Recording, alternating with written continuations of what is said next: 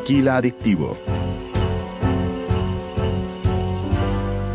presenta.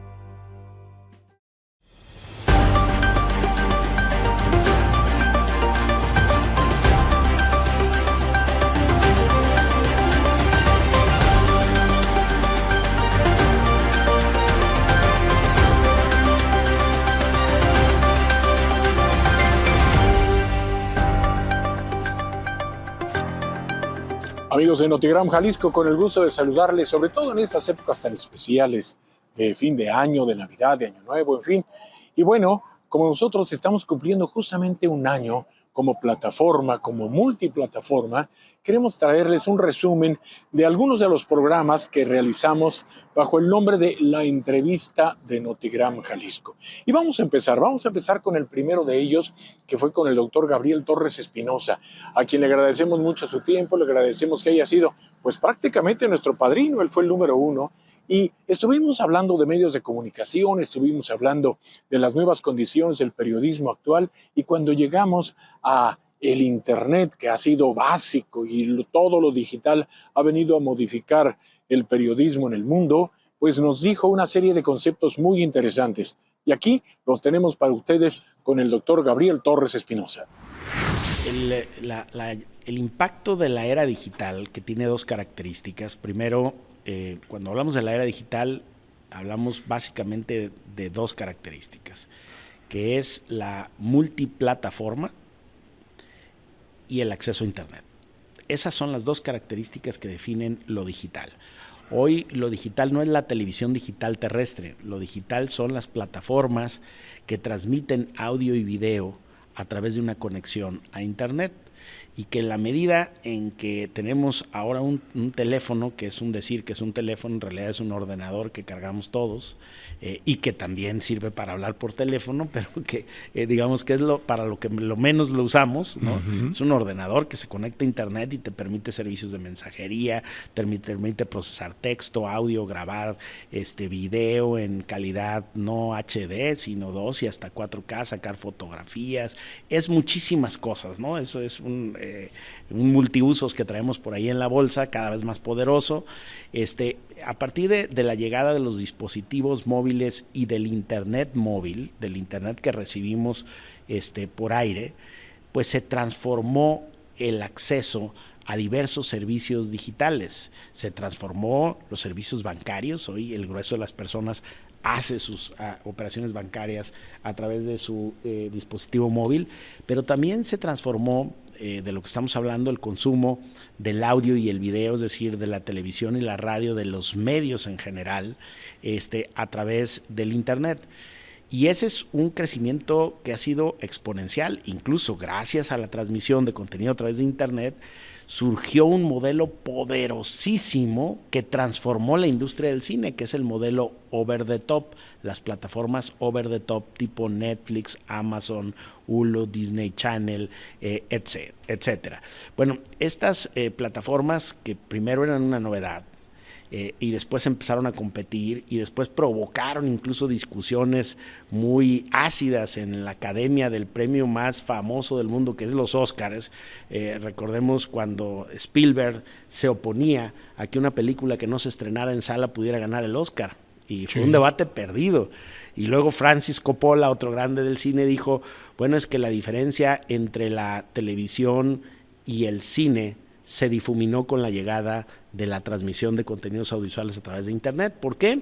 Porque ahora en la pantalla chica tienes estas plataformas over the top que han generado, que facturan más dinero desde hace 4 años que todas las salas del cine del mundo juntas.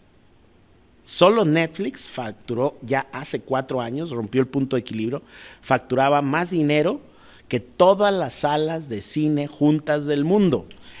¿Qué hizo esto? Pues provocó una nueva era dorada de la pantalla chica, voy a decir yo, de la televisión. ¿Por qué? Porque a finales de la década de los 90, cuando nos referíamos a la televisión, incluso los académicos más pomposos de la comunicación se referían a la televisión como la caja idiota, a la televisión cuadrada, la de cinescopio. Sí, el famoso Marshall McLuhan. Y bueno, había algunas razones de peso para llamarla así, porque en esa, digamos, última década, la televisión se había convertido en una televisión cargada de antivalores, de programas basura, de entretenimiento basado en el morbo y en el lenguaje vulgar o en el desnudo vulgar y en el lenguaje procaz, de forma que pues era una televisión que no aportaba. Incluso hubo todo movimientos fuertes para llamar a la población a no ver la televisión, por lo que la televisión estaba provocando socialmente hablando, por la, digamos, bajo nivel de los contenidos. Y los mejores actores de cine y los mejores guionistas solo querían hacer cine, porque la televisión ya les parecía no segunda división, tercera o cuarta división. La televisión estaba deteriorada, estaba, digamos, en decadencia. De repente llega el internet y las televisiones que se conectan a internet, y entonces la televisión pasó de ser la caja idiota, fíjate nada más, a la Smart TV, sí, a la televisión inteligente. Y entonces ahí se viene esta era dorada, este salto cualitativo que no solamente es estético ni tecnológico, es de fondo, y ahora explico por qué. Es de fondo porque gracias al modelo OTT, Netflix, Amazon, Hulu, Disney Channel y otras como Claro Video, pueden pagar hoy a los grandes guionistas y a los grandes actores que solo hacían cine para hacer series de televisión. Y por eso vimos la explosión de series como House of Cards o Games of Thrones, donde teníamos a los grandes protagonistas del cine haciendo series para la pantalla chica, lo que ya no se veía. En la pantalla chica ya nos veías a los grandes. Sí, claro. Para ver a los grandes tenías que ir al cine. Bueno, ahora no. Eso no quiere decir que no siga creciendo el cine convencional, el cine de la pantalla grande, donde vas, compras las palomitas, la dulcería, invitas a la novia, a la esposa o a la familia a ver una película y hay un proceso de socialización intrínseco ahí. No, eso sigue y sigue creciendo y la industria del cine sigue creciendo. Lo que pasa es que se duplicó el consumo del audiovisual y ahora mucha gente que no tenía tiempo o dinero para ir al cine, pues puede rentar una película o ver una película en una plataforma over the top y ver a los grandes del cine y ver a los grandes libretos, y se están produciendo series de televisión que a finales de la década de los 90 y principios del 2000 ya no se hacían para la televisión convencional.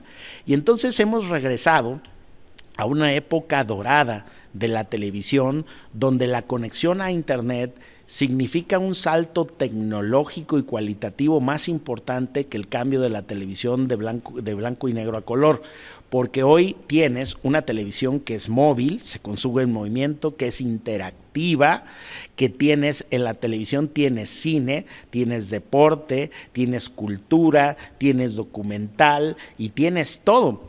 Y entonces, además es una televisión en donde el consumidor puede personalizar la forma en que visualiza el audiovisual. Sí, claro. ¿Qué son las grandes, digamos, las grandes ventajas que tiene de usar una plataforma over the top?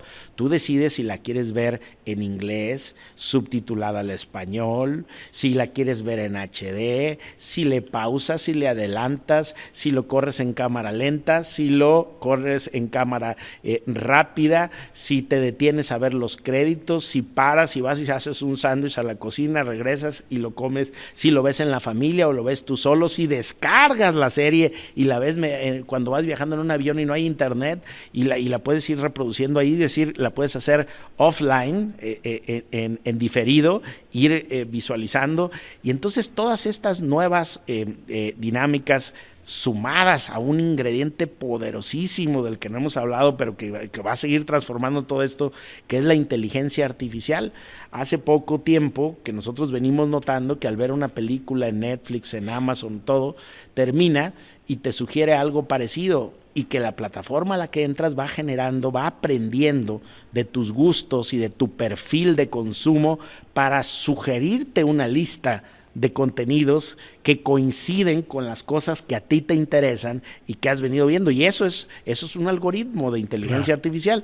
Entonces todo esto pues naturalmente sí viene transformando a la televisión, a la radio.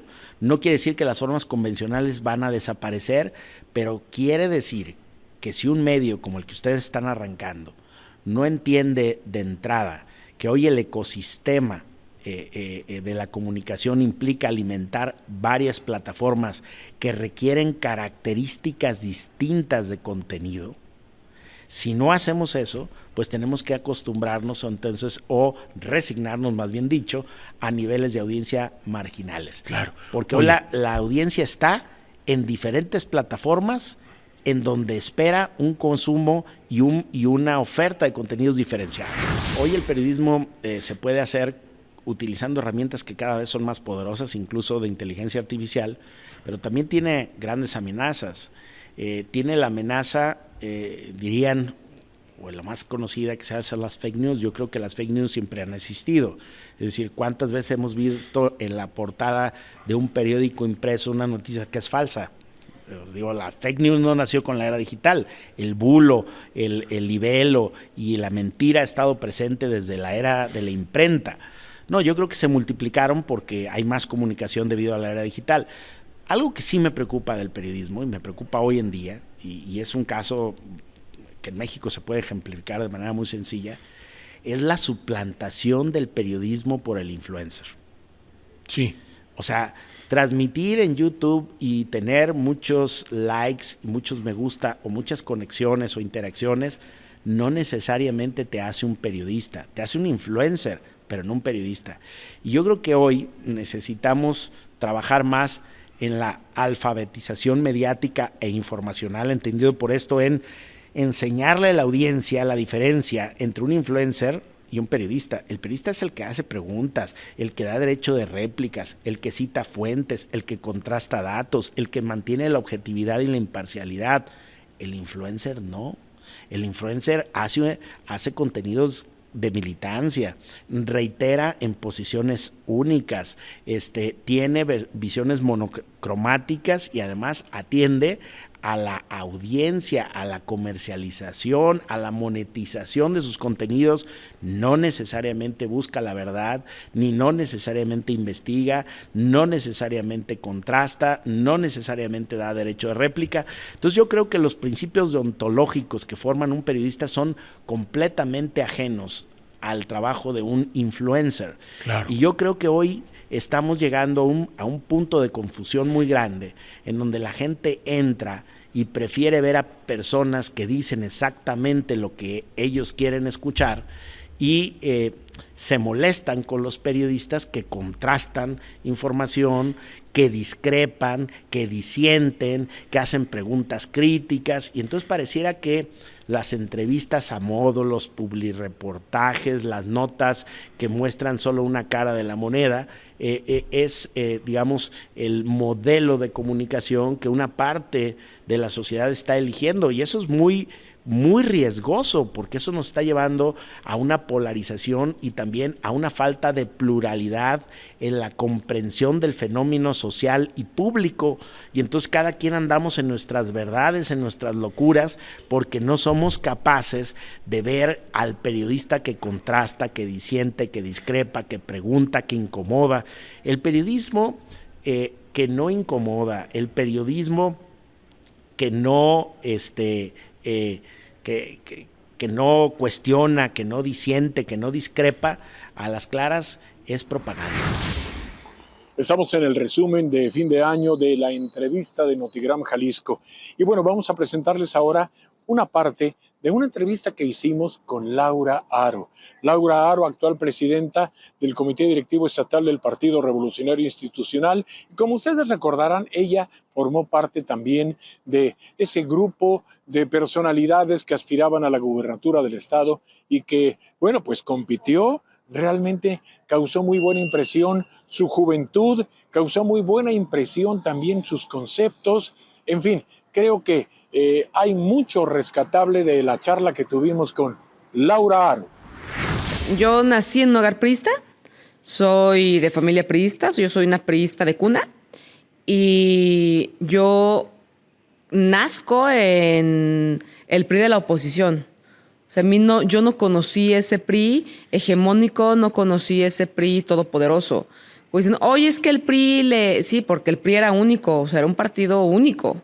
O sea, realmente sí fue una hegemonía de un solo partido político. Bueno, del PRI nacen todos los demás partidos, excepto probablemente los partidos el Partido Comunista Mexicano y todos aquellos, esos no, porque además pues, será otra vertiente. Sí, ideológicamente pero somos distintos. PAN, PRI, PRD, Morena, todos nacieron de ahí. Todos, yo creo que algunos sumamente deformados, y lo toca decir, una deformación absoluta de la política, sin ideología, sin claridad. Yo no sé qué esperar, por ejemplo, hoy de varios partidos pequeños que por fortuna van a desaparecer. Lo digo por fortuna porque nos salen muy caros.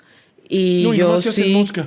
No, y sabes que yo sí le pediría a los diputados que hicieran una profunda reforma al régimen de partidos. Oye, pero también le va a impactar al PRI, no importa, ¿eh? O sea, yo sí creo que hay que aumentar el porcentaje para hoy poder tener un partido político que reciba recursos públicos. Yo sí estoy lista para que se haga una profunda reforma electoral. La anhelo.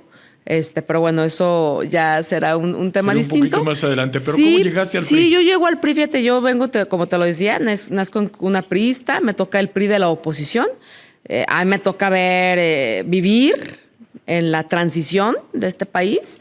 A mí me tocó, estaba muy chiquita, pero yo recuerdo el 95, cuando dejamos de ser gobierno en el Estado, porque mi papá siempre participaba en las campañas. Me toca el 2000, ¿no? La transición del país, ¿no? Se acaba una era hegemónica del PRI y llega Acción Nacional a la escena pública, en la presidencia de la República con Vicente Fox. Entonces, yo nazco en ese PRI. O sea, yo soy de ese PRI de la lucha, yo soy de ese PRI donde cada uno de los espacios nos ha costado muchísimo competirlos. Yo crezco en ese PRI de la alternancia, de las derrotas y de las victorias. Entonces, yo así llego al partido y me toca asumir la responsabilidad desde ser una joven que con mucho entusiasmo ondeaba banderas, lo sigo haciendo, que colocaba calcamonías, lo sigo haciendo, que reparte volantes, lo sigo haciendo. Y entonces, Carlos, ahí el tema fue muy claro. Yo crezco en esa lucha, soy la primer mujer en presidir el PRI, fui dirigente nacional de los jóvenes del PRI. Yo no he cambiado de partido ni pienso cambiar de piel como lo hacen de manera constante muchas personas. La neta es que no me caen bien los que cambian de piel, no me gusta la traición, me cae muy gorda la deslealtad. Para yo tengo valores muy firmes, Carlos, la lealtad, las convicciones, Fíjate que la eso firmeza. iba. A ver, tan joven, tan enjundiosa, tan echada pa'lante y de repente presidenta del PRI. La primera mujer en la historia. ¿Se acuerdan ustedes del debate en Puerto Vallarta en donde Pablo Lemus dice hijas de Alito? Ahí Lo te denuncié. enganchaste, Sí. porque el dardo no era para ti. El dardo era para Claudia Delgadillo, que tenía pues, recién salida del PRI, pero ¿cuántos años? 20 y tantos años en el PRI.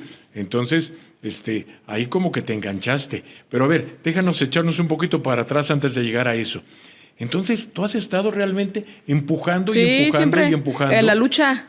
A ver, yo soy dirigente, la primera mujer en dirigir el partido.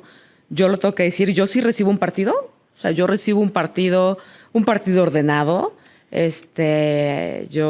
Mi antecesor fue el ingeniero Ramiro Hernández, a quien quiero muchísimo y que fue mi coordinador de campaña y que el Inge sabe que estoy bien agradecida con él. Fíjate, mi primer campaña fue con él.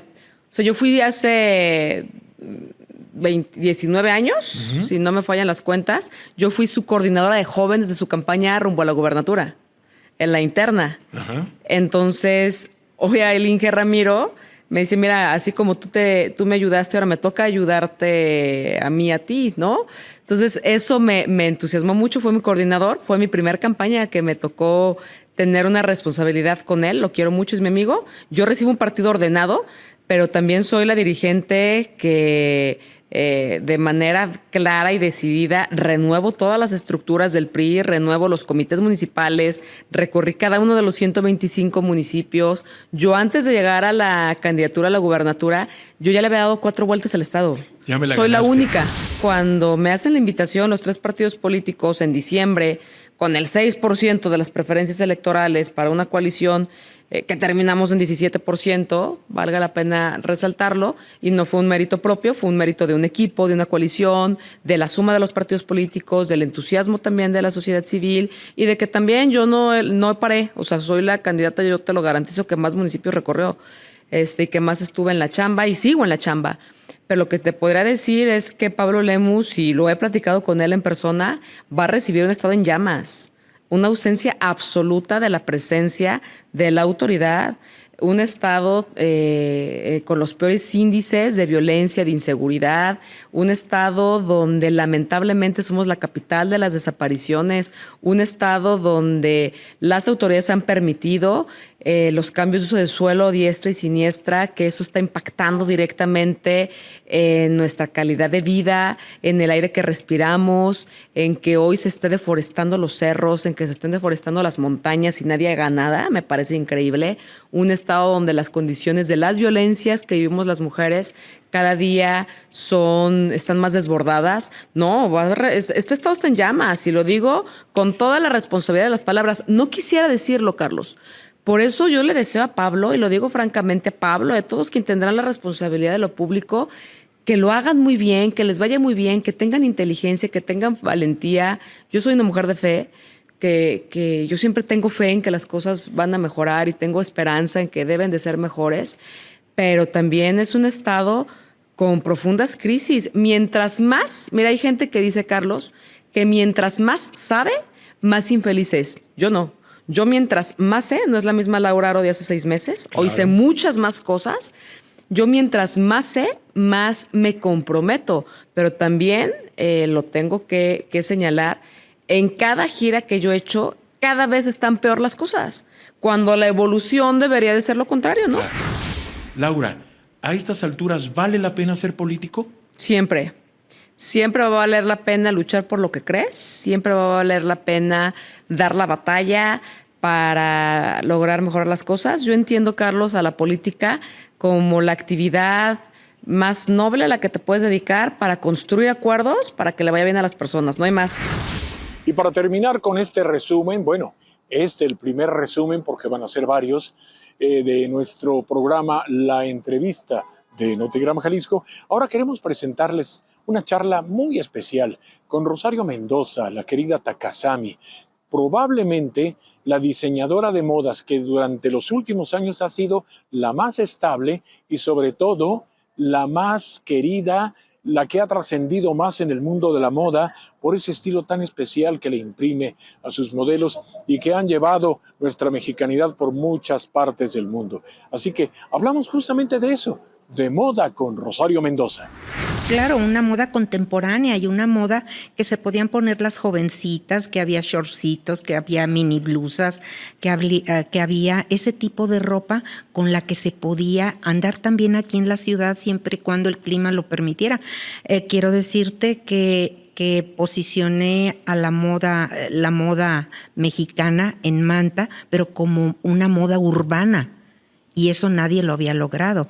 Eran la ropa de listones, de espiguillas, pero solo era para la kermés, para el 20 de noviembre o para una noche o la noche mexicana. Del 15. Y entonces para nosotros el ponerla como una moda urbana, yo creo que ha sido uno de los más grandes logros, y también el poder crear un concepto de ropa que nos identifican por ello, y que desde entonces decían, es ropa de Manta, pero es muy usable, muy ponible. Yo creo que cualquier diseñador, yo creo que su máxima es que lo ubiquen por su estilo. Y nosotros en Takasami logramos crear un estilo que ahora hay muchas personas, muchos diseñadores jóvenes que están haciendo ropa mexicana, que ya se les quitó el miedo y ese tabú de usar los textiles mexicanos. Yo recuerdo que cuando andaba en esos mercadillos, en esos lugares, bazares, comprando textiles para poderlos recortar y aplicar y hacer otras prendas, pues era algo desconocido lo que hacíamos.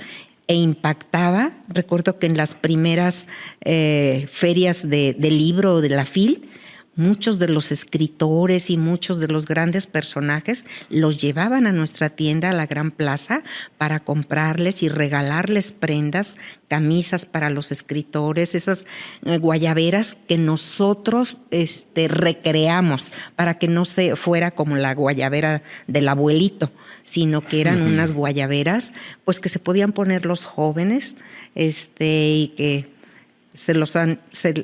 eran incluso para regalos de grandes personalidades, de presidentes. Recuerdo cuando una vez para el presidente de Panamá, hace mucho tiempo, le decían el toro porque era muy alto, muy fornido, y recuerdo que me mandaron a hacer camisas con sus medidas para poder hacerle un regalo. Entonces, nuestras prendas eran elegidas en Los Pinos para poder regalar a grandes mandatarios o a las esposas. Sí, ahí yo debo decirles que es muy satisfactorio ese brinco que ahora lo platica Rosario con mucha naturalidad, con mucha sencillez, pero créanme que no cualquiera. De hecho, diseñadores en México, surgieron muchas copias del estilo María Rosario Mendoza, o más bien del estilo Takasami. Ahorita platicamos de lo que significa Takasami, que seguramente conocen muy bien la marca, pero resulta que todo fue escalando y llegó un punto en que en la época de los grandes eventos en Jalisco, que tuvimos muchos y muy buenos. Bueno, antes de iniciar con el programa, estábamos charlando que a ella y a un servidor nos tocó encontrarnos en la cena que se le ofreció, en este caso, a Stephen Harper, que era el primer ministro de Canadá, y al presidente Obama, junto con el presidente Calderón. Fue una cena allí en el Instituto Cultural Cabañas, ahora Museo Cabañas. Y ahí a la pasada el presidente Obama te saluda. Fue algo que jamás me imaginé. A veces la vida te pone en el momento preciso y en el lugar correcto, y fue así como hubo la oportunidad, la gran oportunidad de estrechar su mano. Sí, alto él, con un traje azul impecable, marino perfectamente cortado, un traje blindado, por supuesto, y con una sencillez extraordinaria, y entró saludando good evening everybody, y está Rosario, y se saludan con mucho afecto.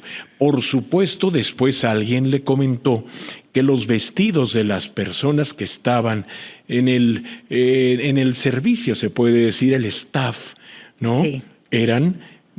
Estaban de vestidas las chicas que con estaban ropa recibiéndolo. tuya. Sí, fíjate que fue algo que nunca me imaginé, porque incluso Joaquín López Dóriga me hizo después, un reportaje de 3 minutos en su programa de las 10 de la noche. Tú sabes lo que son 3 minutos ahí. Sí, por en ese prime trabajo, time. Por eso, ese trabajo que hicimos, porque cuando vio esos vestidos donde estaba plasmado Jalisco, México, el que le impactó mucho fue uno que tenía molcajetes pintados, los chiles, los jitomates, los agaves, el tequila, vestidos pintados por artistas y rebordados, que muchos tienen casi 1000 horas de trabajo. Entonces sí, eran verdaderas obras de arte en movimiento, y eran las que estaban flanqueando ahí a la entrada. Pero ¿qué siente Rosario Mendoza con ser una ganadora de un Emmy, la primera mexicana ganadora de un Emmy? No sé si eres la única, pero no creo que haya muchos. Es el único Emmy que hay en México por vestuarios para una ceremonia en vivo. Creo que los organizadores de los Juegos Panamericanos ingresaron la ceremonia en vivo para que esa fuera la que se ganara el Emmy. O sea que nadie te postuló, ellos te vieron tu trabajo. No, nadie me postuló, porque cuando a mí me avisaron que tenía que ir a Los Ángeles a un Emmy, pues yo dije, ¿cómo si yo ni siquiera? Entonces ya después me di cuenta, porque no era el Emmy para la ceremonia en sí, que fue una ceremonia bellísima, claro, que se vio en todo el mundo. Sí hay un Emmy, pero es por los vestuarios, así como en las películas, por el mejor guión, el mejor director. Sí, es una parte pero muy importante. Pero yo ni siquiera ni en cuenta lo tenía. ¿Cómo es que cuando haces tu trabajo sin pensar ni en lo que te van a pagar, porque yo lo hubiera hecho aunque no me hubieran pagado, Claro. Y todavía me premian, entonces dime si no me siento... Y no es cualquier premio. A ver, déjenme decirles. En el cine el máximo galardón es el Oscar.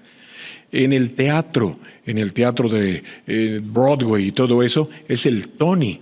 En la música es el Grammy. Y en la televisión es el Emmy. Así que estamos hablando de uno de los grandes galardones. A ver, pero tienes otro galardón muy importante que te lo dieron en la mismísima ONU.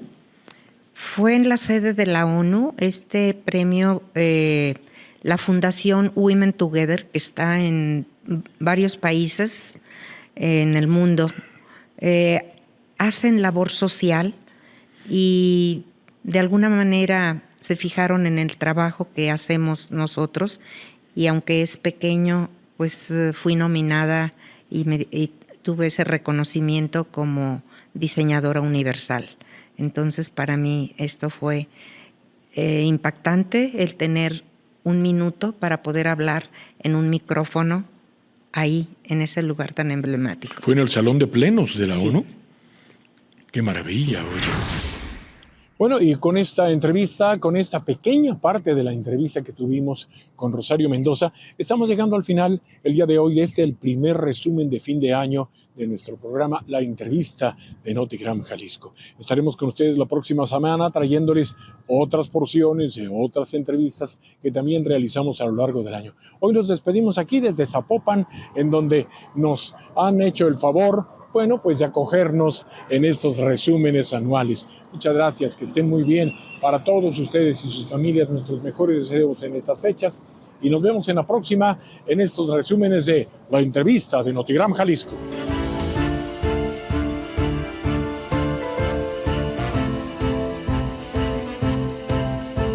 Tequila Adictivo